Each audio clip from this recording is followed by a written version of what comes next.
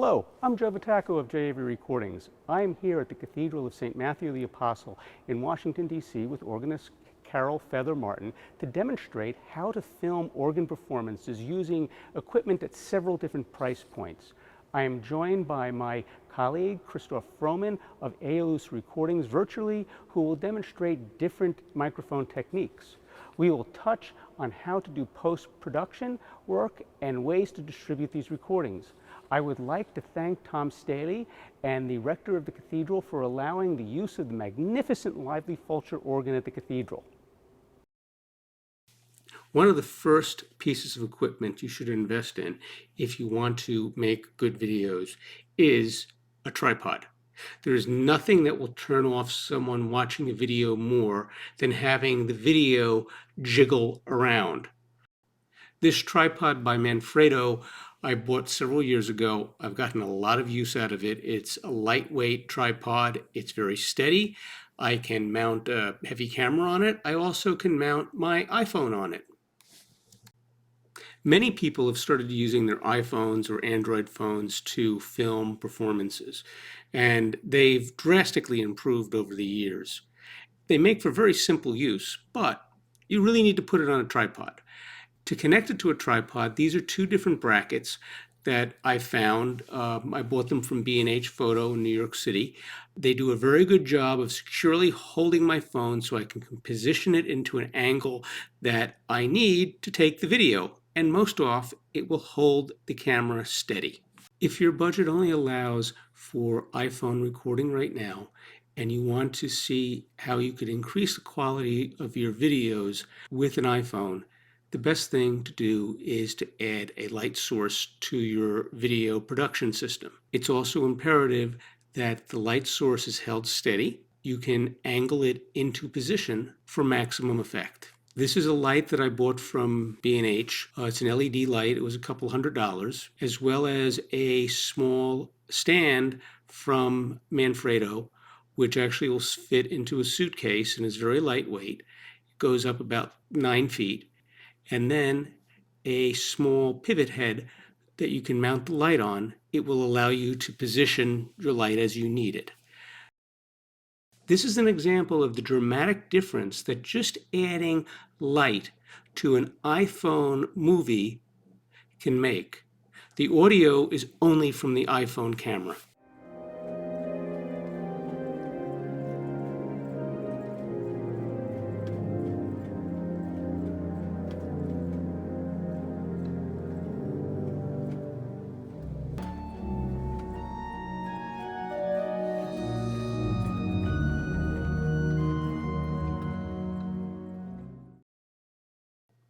Most video editing software will allow you to bring in a separate audio track. Some will automatically synchronize the audio to the video. So you record video with an iPhone or a camera, and then you have a separate recorder in the room that also is recording audio, and those can be synchronized. Now here, I'm zooming in on a Tascam recorder, just with the built-in microphones, on a music rack in the Cathedral. And I'm going to demonstrate the difference in audio quality of a video made just with my iPhone. So this is something that you can do on a very modest budget. This is the Tascam recorder. You will hear it in a second clip of the bridge demonstration. The first clip is just the iPhone microphone alone.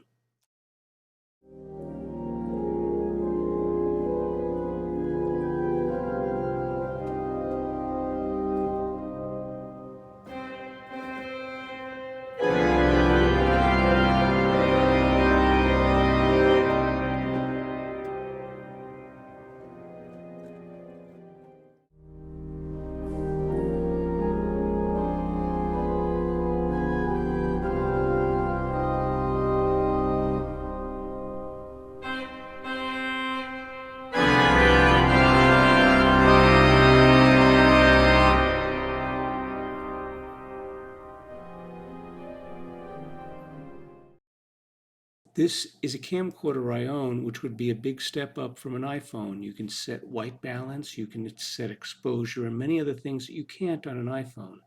Additionally, having lenses like these, which are wide-angle lenses, will allow you to position your camera better and get better images.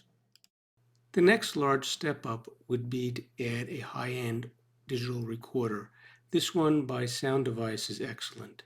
And then to pair it with microphones of high quality so you can position them in the church at a proper level and distance from the organ.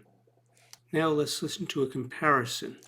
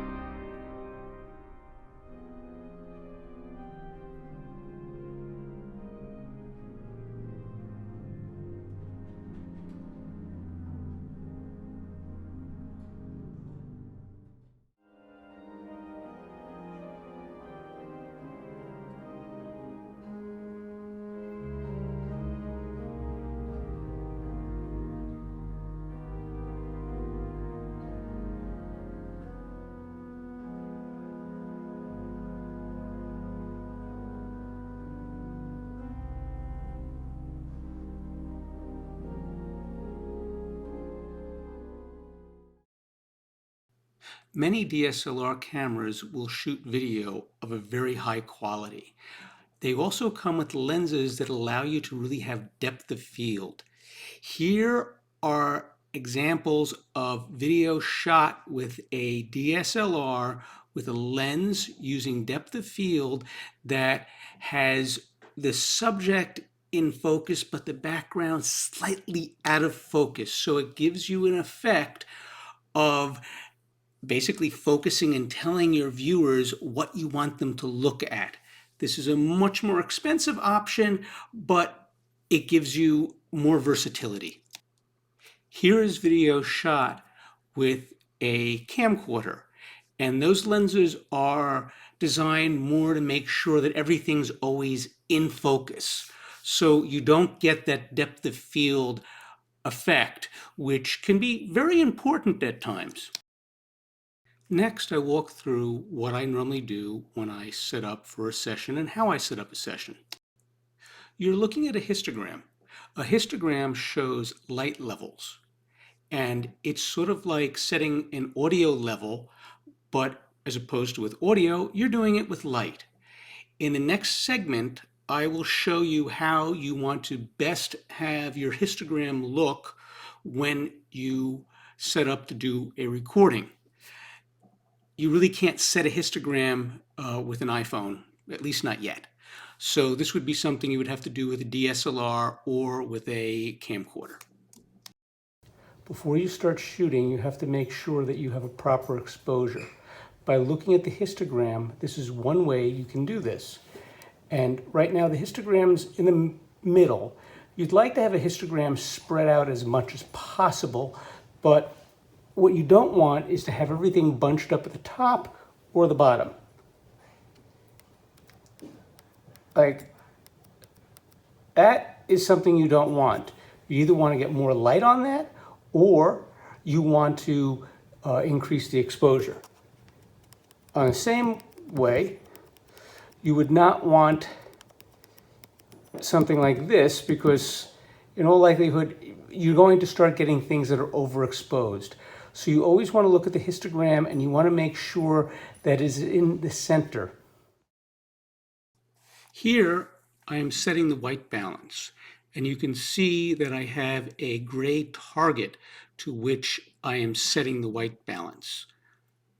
Correct white balance allows you to have proper skin tones by basically saying something that is gray or black is in fact black, because all three colors RGB are all the same. So the easiest way to do this is with a card at the start of your recording session with the lights set as they are. And each camera does things a little differently, but setting a white balance is very critical to making your videos look professional and also allowing you to synchronize the different cameras together so skin tone looks the same in each video clip. This clap, which syncs the audio and video together, is likely the most important thing you will do at the start of every take. You can see how the clap is used to line up the audio and video. You can see the spike in all of the different audio and video tracks, and those can be manually moved in order to line up everything so everything is synchronized. This shows the overall setup of the recording session. You can see the microphones on their stands, and they're going to a separate sound device audio recorder that has been synchronized to the cameras. And then you see the light set up and then the two cameras. One thing that's important to note with the two cameras, if they're at more than a 35-degree angle, you can switch back and forth with them on audio edits, and people will really not notice that there in fact is an audio edit there. So that's one way you cover audio edits. Finally, my GoPro camera is my pedal camera, set up on a whole bunch of hymnals and on a little stand that I purchased, which is perfectly fine for doing the pedal. YouTube seems to be the go-to place for uploading your videos. It couldn't be any simpler. You select your file. This is a draft of the file that I've been working on for the AGO, and you hit upload. Now comes the important things. You have to think search engine and what are people going to search on to find this video? So you want to pick your title very carefully. Another thing is don't leave your descriptions blank. Last I read, YouTube really wants like a 250-word description. They use it to crawl the description to figure out what to give people back in results. Additionally, I've read that if you put links to either other videos or if you put links to other websites, it makes your video stronger. You can put the thumbnails in. Typically, I'll pick a photograph that's very engaging and I will upload that thumbnail as opposed to using something that's auto-generated. Now, playlists are something that everyone should be making use of. Typically, people really don't want to look at a long YouTube movie. If they see it, I've had a lot of friends that have said people just really don't engage with that. Now, this isn't a matter of opinion of anyone. If you have a YouTube channel, you can look in the analytics and you can see what the engagement rate is. This is an example of the analytics you have access to show you the engagement in your video and where people drop off on the video. This one's actually pretty good. A lot of videos drop off very, very rapidly. And as you scroll through the video, it'll show you how many people drop off. And I'll give everyone a little secret as to how I managed to get better video engagement here. As you can see, as I scroll through this, I'm constantly changing the camera angle. I am putting photographs up. I am moving the photographs around in the video editor. And there's constant change. And that constant change is what tends to keep people engaged in videos. So if you can be aware of that when you make your video, I think your videos will do better and will get out to more people. YouTube monetizes everything right now, so you might as well take their money. But the one thing that I do caution you about is you do not want to have a non-skippable video ad that really ticks people off. You probably don't even want to have a skippable ad unless it is before the video. You definitely do not want it in the middle of the video. I mean, they'll put it at the worst possible place.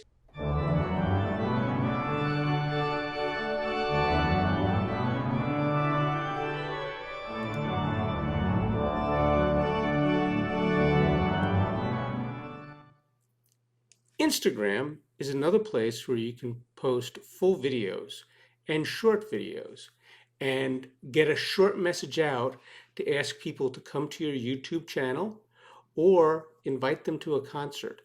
And one thing that's very powerful about Instagram is you can geotag things. So if someone's looking around in a specific area and wants to see what's going on, if you have a neighborhood where your church is or synagogue or concert hall is, etc., you can tag the neighborhood name. So then all of a sudden people who might not be looking for things on pipe organs find out about what you're doing and they want to come. And you'll get a few new people involved in the organ that way.